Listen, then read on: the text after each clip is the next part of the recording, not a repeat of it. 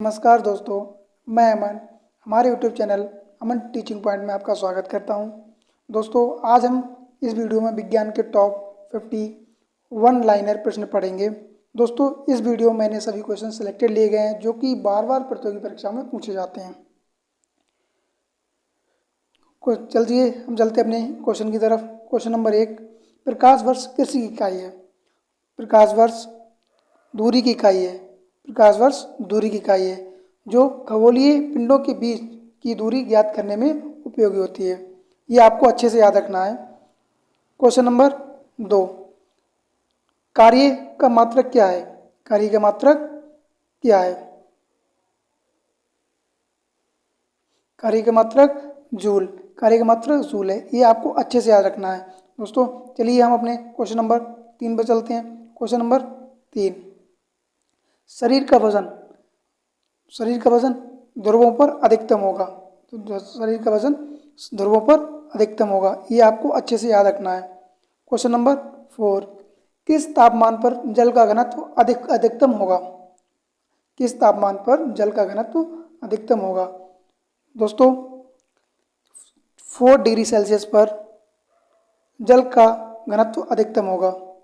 ये आपको अच्छे से याद रखना है। चलिए हम चलते हैं अपने क्वेश्चन नंबर 5 पर। व्यक्ति पृथ्वी की सतह की तुलना में चंद्रमा की सतह पर अधिकतम ऊंचा क्यों उछल सकता है?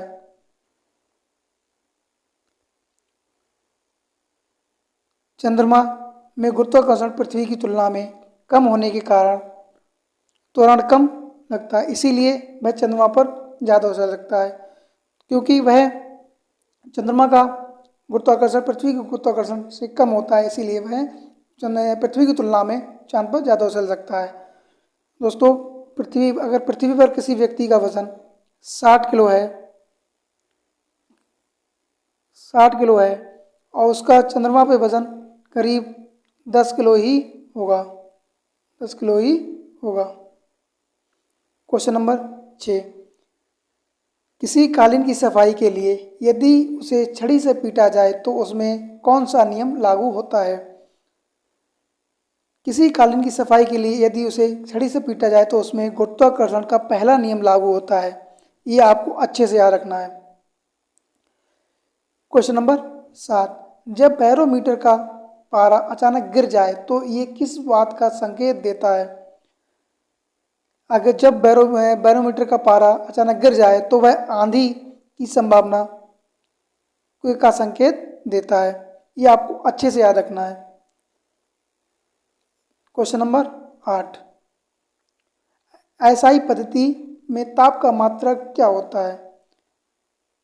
एसआई पद्धति में ताप का मात्रक केल्विन होता है। ये आपको अच्छे से ध्यान रखना है। क्वेश्चन नंबर 9, सूर्य का तापमान किस उपकरण से मापा जाता है? किस उपकरण से मापा जाता है? सूर्य का तापमान पायरोमीटर से मापा जाता है। यह आपको अच्छे से याद रखना है। क्वेश्चन नंबर 10, धातु की चायदानियों में लकड़ी का हैंडल लगा होता है क्यों लगा होता है? क्योंकि लकड़ी ऊष्मा की कुचालक होती है, इसीलिए यह लकड़ी का हैंडल लगा होता है। ये आपको अच्छे से याद रखना है। क्वेश्चन नंबर 11, अत्यधिक शीत ऋतु में पहाड़ों पर पानी की पाइपलाइन फट जाती है। इसका कारण क्या है? इसका कारण है पाइप में पानी जमने पर सिकुड़ जाता है। दोस्तों, जब पाइप में पानी जमने के कारण पाइप सिकुड़ जाते हैं तो इसीलिए पाइपलाइन फट जाती है। ये आपको अच्छे से याद रखना है। तो चलिए हम आज की क्लास के अगले क्वेश्चन पर चलते हैं। क्वेश्चन नंबर 12, बोलोमीटर मापन की युक्ति है। बोलोमीटर किस मापन की युक्ति है? बोलोमीटर एक ऊष्मीय विकिरण मापन की एक युक्ति है। इससे हम बोलोमीटर से ऊष्मीय विकिरण को मापा जाता है। दोस्तों, चलिए हम अपने अगले क्वेश्चन पर चलते हैं। क्वेश्चन नंबर है 13 यानी कि 13, ठंड के दिनों में लोहे के गुटके और लकड़ी के गुटके को प्रातः काल में छुएं तो लोहे का गुटका ज़्यादा ठंडा लगता है। क्यों लगता है लोहे का ज़्यादा गुटका ठंडा? चलिए देखते हैं। लकड़ी की तुलना में लोहा ऊष्मा का अच्छा चालक होता है। लकड़ी की तुलना में लोहा ऊष्मा का अच्छा चालक होता है। ये आपको अच्छे से याद रखना है। क्वेश्चन नंबर 14, काले वस्त्रों के मुकाबले श्वेत वस्त्र शीतल क्यों होते हैं? श्वेत वस्त्र शीतल क्यों होते हैं? चलिए देखते हैं। उनके पास जो भी प्रकाश पहुंचते हैं, उनके पास जो सफ़ेद कपड़े होते हैं, उनके पास जो भी प्रकाश पहुंचता है वे उसे परिवर्तित करते हैं, जो उसे परिवर्तित करते हैं। पर प्रकाश परिवर्तित होने के कारण उनमें बहुत ज़्यादा शीतल होते हैं। ये आपको अच्छे से याद रखना है। चलिए हम चलते हैं अपने अगले क्वेश्चन की तरफ। क्वेश्चन नंबर है हमारा 15, गर्मी के दिनों के दौरान मिट्टी के बर्तन में रखा पानी ठंडा हो जाता है, किसके कारण? मिट्टी के बर्तनों में रखा पानी बाष्पो उत्सर्जन के कारण ठंडा हो जाता है। ये आपको अच्छे से याद रखना है। चलिए दोस्तों हम चलते हैं अपने अगले क्वेश्चन की तरफ। क्वेश्चन नंबर है हमारा 16, कोई पिंड ऊष्मा का सबसे अधिक अवशोषण करता है जब वह क्या होता है? काला और खुरदरा होता है। जब और काला और खुरदरा हो। ये आपको अच्छे से याद रखना है। चलिए हम चलते हैं अपने अगले क्वेश्चन की तरफ। क्वेश्चन नंबर है हमारा 17 यानी कि 17, किस वस्तु की विशिष्ट ऊष्मा किस पर निर्भर करती है? किस पर निर्भर करती है? पिंड के द्रव्य के।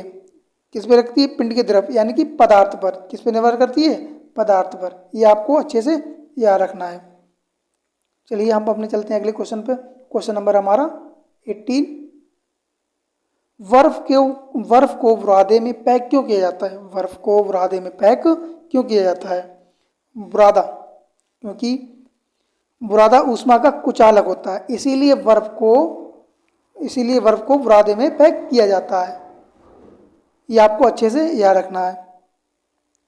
चलिए दोस्तों हम चलते हैं अपने अगले क्वेश्चन की तरफ। क्वेश्चन नंबर हमारा 19, डेसिबल का प्रयोग किसकी मापन की इकाई है? किसकी मापन की इकाई है?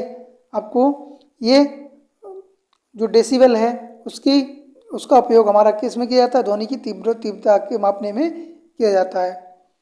ये आपको अच्छे से याद रखना है। चलिए हम दोस्तों अपने अगले क्वेश्चन की तरफ चलते हैं। हमारा अगला क्वेश्चन क्या है देखते हैं। क्वेश्चन नंबर हमारा 20, एक जैव पद्धति जिसमें पराश्रव्य ध्वनि का उपयोग किया जाता है। पराश्रव्य ध्वनि का उपयोग किया जाता है किसमें किया जाता है? सोनोग्राफी में किया जाता है, जिसे हम अल्ट्रासाउंड भी कहते हैं।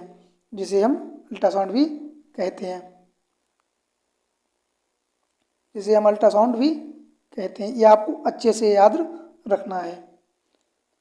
क्वेश्चन नंबर 21, ध्वनि तरंगे कहाँ नहीं चल सकती? ध्वनि तरंगे कहाँ नहीं चल सकती? तो ध्वनि तरंगे किसमें नहीं चल सकती? निर्वात में। ध्वनि तरंगे किसमें नहीं चल सकती? निर्वात में। ध्वनि तरंगे किसमें चल सकती हैं? वो चल सकती हैं किसमें चल सकती हैं? ठोस में।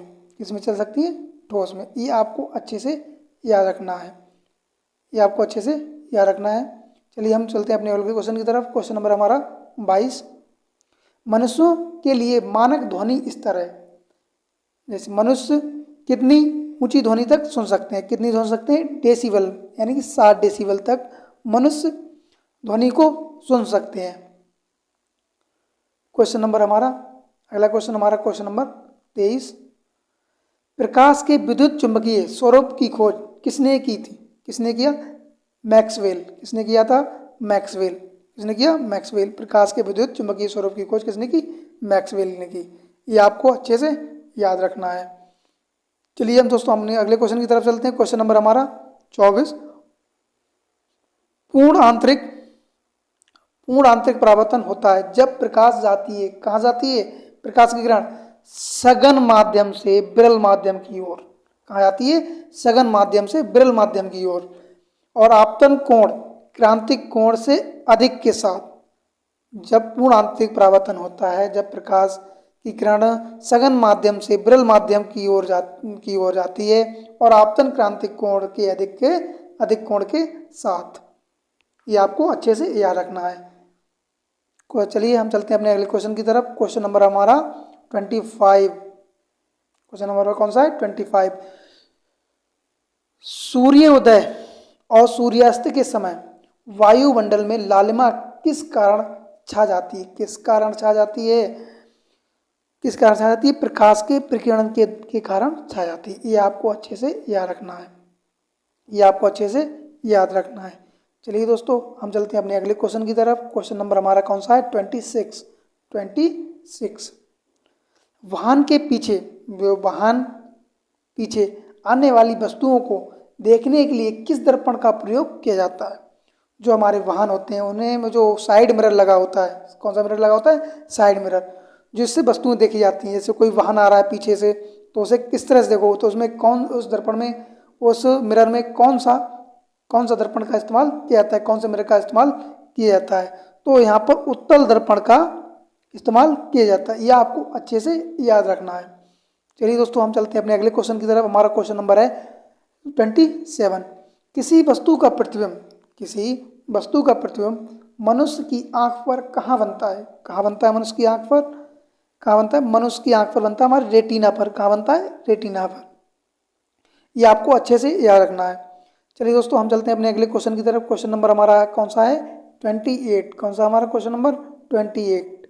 एक वस्तु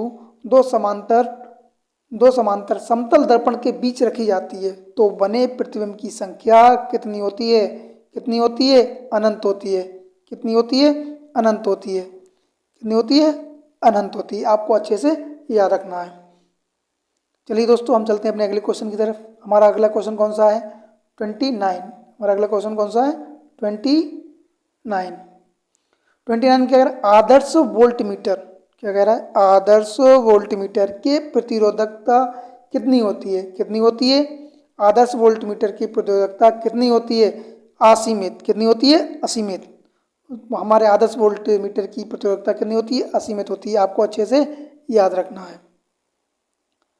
हम चलते हैं अपने अगले क्वेश्चन की तरफ। हमारा अगला क्वेश्चन क्या कह रहा है? चलो देखते हैं। क्वेश्चन नंबर हमारा 30।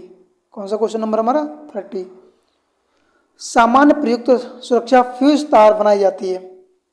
सामान्य जो प्रयुक्त सुरक्षा फ्यूज तार बनाई जाती है वो किससे बनाई जाती है? टीन और लेड। किससे बनाई जाती है? टीन और लेड की मिश्र धातु से। किससे बनाई जाती है? टीन और लेड की मिश्र धातु से बनाई जाती है। चलिए दोस्तों, हम चलते हैं अपने अगले क्वेश्चन की तरफ। हमारा अगला क्वेश्चन क्या कह रहा है? क्वेश्चन नंबर हमारा 31। क्वेश्चन नंबर हमारा कौन सा है? 31। बिजली के बल्ब, क्या है? बिजली के बल्ब। क्वेश्चन नंबर हमारा, बिजली के बल्ब मुकाबले फ्लोरोसेंट ट्यूब अधिक पसंद की जाती है। तो क्यों पसंद की जाती है फ्लोरोसेंट ट्यूब? क्योंकि ट्यूब में विद्युत ऊर्जा लगभग पूरी तरह से प्रकाश ऊर्जा में परिवर्तित हो जाती है। किसमें हो जाती है? प्रकाश ऊर्जा में परिवर्तित हो जाती है। ये आपको अच्छे तरह से याद रखना है। चलिए दोस्तों, हम चलते हैं अपने अगले क्वेश्चन की तरफ। हमारा अगला क्वेश्चन कौन सा है? 32। कौन सा है हमारा अगला क्वेश्चन? 32। विद्युत विद्युत बल्ब के तंतु के निर्माण में टंगस्टन का प्रयोग किया जाता है। क्यों किया जाता है उसका प्रयोग? क्योंकि उसका उच्च गलनांक होता है। क्यों किया जाता है? उसका उच्च गलनांक होता है। जो विद्युत बल्ब होते हैं, जो उनमें जो फिलामेंट होता है, फिलामेंट यानी टंगस्टन की जो धातु होती है, उसका क्या होता है? उच्च गलनांक के कारण उसका बल्ब में तंतु का निर्माण किया जाता है। टंगस्टन का प्रयोग क्यों किया जाता है? क्योंकि उसका उच्च गलनांक होता है। क्यों किया जाता है? उसका उच्च गलनांक होता है। ये आपको अच्छी तरह से याद रखना है। चलिए दोस्तों, चलते हैं अपने अगले क्वेश्चन की तरफ। क्वेश्चन नंबर हमारा 33। कौन सा क्वेश्चन नंबर हमारा? 33। डायनेमो डायनेमो एक मशीन है जिसका क्या काम है? जिसका काम है यांत्रिक ऊर्जा को विद्युत ऊर्जा में परिवर्तित करना।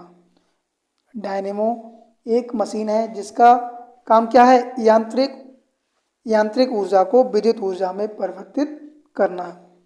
ये किसका काम है? ये डायनेमो का काम है। ये आपको अच्छे से याद रखना है। चलिए दोस्तों, हम चलते हैं अपने अगले क्वेश्चन की तरफ। हमारा अगला क्वेश्चन कौन सा है?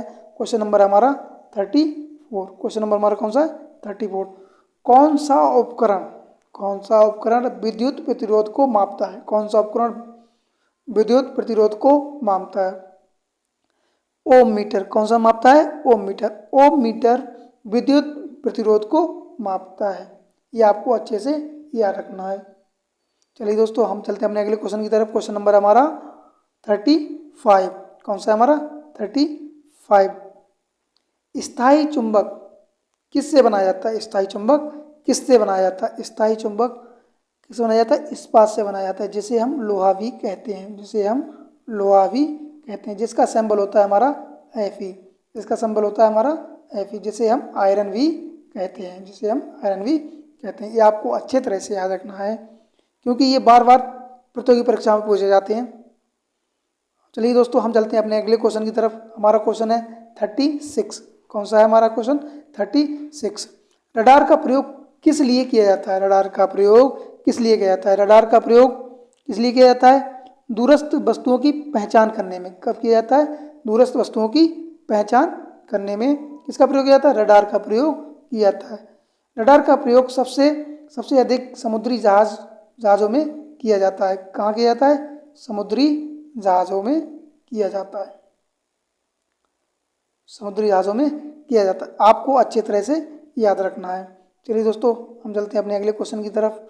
हमारा क्वेश्चन नंबर 37। हमारा क्वेश्चन नंबर है 37। एलईडी का आविष्कार किसने किया? एलईडी का आविष्कार किसने किया? एलईडी का आविष्कार निकोलो ने किया था। निकोलो ने किया। ये आपको अच्छी तरह से याद रखना है। चलते हैं हम अपने अगले क्वेश्चन की तरफ। हमारा क्वेश्चन नंबर है 38। सेफ्टी रेजर का आविष्कार किसने किया? सेफ्टी रेजर का आविष्कार किसने किया? सेफ्टी रेजर का आविष्कार किसने किया? सेफ्टी रेजर का आविष्कार जिलेट ने किया। किसने किया? जिलेट ने किया। ये आपको अच्छी तरह से याद रखना है। चलिए दोस्तों, हम चलते हैं अपने अगले क्वेश्चन की तरफ। हमारा अगला क्वेश्चन है कौन सा है? 39। कौन सा क्वेश्चन है? 39। मोबाइल फोन का आविष्कार किसने किया? मोबाइल फोन का आविष्कार किसने किया? जो आप मोबाइल फ़ोन चलाते हैं, उसका आविष्कार किसने किया? चलिए दोस्तों, देखते हैं। मोबाइल फ़ोन का आविष्कार मार्टिन कूपर ने किया। किसने किया? Martin Cooper. किसने किया? मार्टिन कूपर ने किया।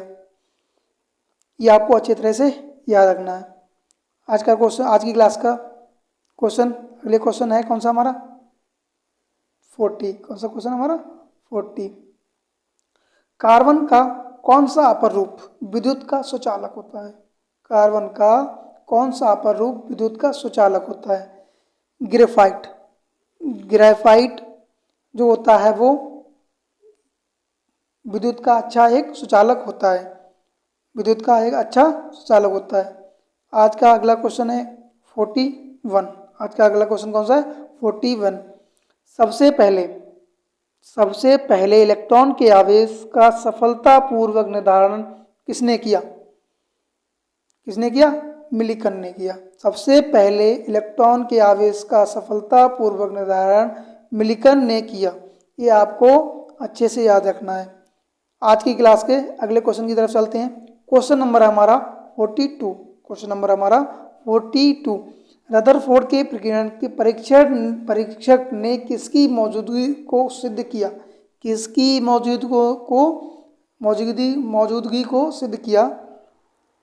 परमाणुओं में न्यूक्लियस। किसकी मौजूदगी को सिद्ध किया?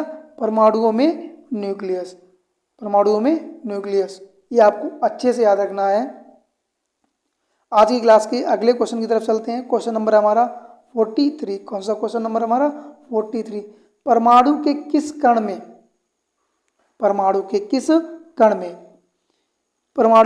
कण में कण और तरंग दोनों की प्रकृति होती है? कण और तरंग दोनों की प्रकृति होती है। किसमें होती है? इलेक्ट्रॉनों में। किसमें होती है?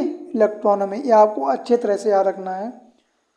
आज की क्लास के अगले क्वेश्चन की तरफ चलते हैं। हमारा क्वेश्चन नंबर हमारा 44। कौन सा क्वेश्चन नंबर हमारा? 44। द्रव्यमान संख्या किसका योग होता है? द्रव्यमान संख्या किसका योग होता है? द्रव्यमान संख्या प्रोटॉन और न्यूट्रॉन का योग होता है। प्रोटॉन और न्यूट्रॉन का योग होता है। ये आपको अच्छे तरह से याद रखना है। आज की क्लास का अगले क्वेश्चन 45। कौन सा क्वेश्चन? 45। एक परमाणु के 3 आधारभूत कण कौन से हैं? एक परमाणु के 3 आधारभूत कण कौन कौन से हैं? देखते हैं कौन कौन से हैं। प्रोटॉन, न्यूट्रॉन तथा इलेक्ट्रॉन। कौन कौन से हैं? प्रोटॉन, न्यूट्रॉन तथा इलेक्ट्रॉन। प्रोटॉन, न्यूट्रॉन तथा इलेक्ट्रॉन। आज की क्लास के हम नेक्स्ट क्वेश्चन पे चलते हैं। हमारा नेक्स्ट क्वेश्चन है 46। किसी तत्व का परमाणु में किसी तत्व के परमाणु में 2 प्रोटॉन, 2 न्यूट्रॉन और 2 इलेक्ट्रॉन हों तो उस तत्वों के द्रव्यमान की संख्या कितनी होगी? तो उसके द्रव्यमान की संख्या 4 होगी। उसकी द्रव्यमान की संख्या 4 होगी। ये आपको अच्छे से याद रखना है। आज की क्लास के अगले क्वेश्चन की तरफ चलते हैं। हमारा अगला क्वेश्चन है 47। परमाणु संरचना का मॉडल किसने विकसित किया? किसने विकसित किया? बोर तथा रदरफोर्ड। परमाणु संरचना का मॉडल बोर तथा रदरफोर्ड ने विकसित किया। ये आपको अच्छे से याद रखना है। आज के अगले क्वेश्चन की तरफ चलते हैं। आज का अगला क्वेश्चन कौन सा हमारा? 48। कौन सा क्वेश्चन हमारा? 48। Hydrogen bomb. हाइड्रोजन बम का आविष्कार किसने किया था? हाइड्रोजन बम का आविष्कार किसने किया था? हाइड्रोजन बम का आविष्कार एडवर्ड टेलर द्वारा किया गया था। एडवर्ड टेलर द्वारा किया गया था। किसका आविष्कार किया गया था? हाइड्रोजन बम का आविष्कार किया गया था। चलिए दोस्तों, आज के हम अगले क्वेश्चन की तरफ चलते हैं। हमारा अगला क्वेश्चन है कौन सा है? 49। हमारा क्वेश्चन कौन सा है अगला? 49। अल्फा, बीटा तथा गामा के भेदन शक्तियाँ अपने अवरोही क्रम में होते हैं। अपने अवरोही क्रम मतलब ऊपर से नीचे घटता हुआ क्रम, घटते हुए क्रम में किस क्रम में होते हैं जरा देखते हैं। पहले गामा, बीटा, अल्फा। और इनका आरोही क्रम क्या होता है? आरोही क्रम होता है हमारा अल्फा, बीटा, गामा। तो इन्होंने क्या पूछा है? इन्होंने पूछा है अवरोही क्रम में। तो अवरोही क्रम में इसका उल्टा होगा गामा, बीटा, अल्फा। ये आपको अच्छे से याद रखना है। चलिए दोस्तों, हम चलते हैं अपने अगले क्वेश्चन की तरफ। हमारा अगला क्वेश्चन है हमारा कौन सा? अगला क्वेश्चन हमारा 50। अगला क्वेश्चन कौन सा हमारा? 50। हमारा अगला क्वेश्चन 50 है। देखते हैं। कोबाल्ट। क्या? कोबाल्ट 60 आमतौर पर विकिरण, चिकित्सा, कैंसर जैसे रोगों में प्रयुक्त होता है क्योंकि ये क्या उत्सर्जित करता है? क्योंकि ये गामा किरणें उत्सर्जित करता है। क्या करता है? गामा किरणें उत्सर्जित करता है। ये आपको अच्छे से याद रखना है। दोस्तों, वीडियो को लाइक करें, शेयर करें, चैनल को सब्सक्राइब करें। दोस्तों, इस वीडियो का PDF आपको हमारे टेलीग्राम चैनल पे मिल जाएगा, जिसका लिंक डिस्क्रिप्शन में दिया गया है। दोस्तों, आज के लिए इतना ही। मिलते हैं अगली वीडियो में। तब तक के लिए नमस्कार, बाय बाय।